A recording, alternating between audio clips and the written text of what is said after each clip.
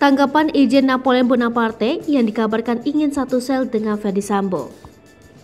Irjen Napoleon Bonaparte memberi tanggapan soal isu yang menyebutkan dirinya menginginkan satu sel dengan Irjen Ferdy Sambo. Terdakwa dugaan kasus penganiayaan terhadap MKC ini mengaku tak pernah mengeluarkan pernyataan terkait hal tersebut. Bantahan tersebut ia sampaikan seusai menjalani sidang di Pengadilan Negeri Jakarta Selatan Kamis 25 Agustus 2022.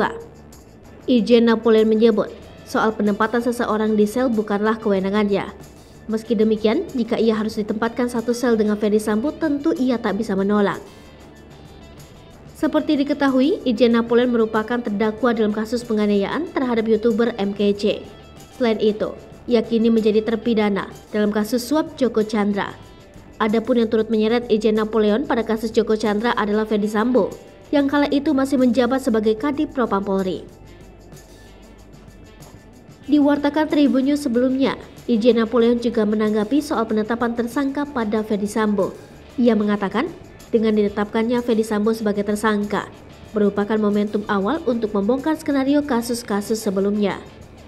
Irjen Napoleon pun memberikan apresiasi terhadap keluarga Brigadir J yang terus mendorong Polri membuka kasus tersebut.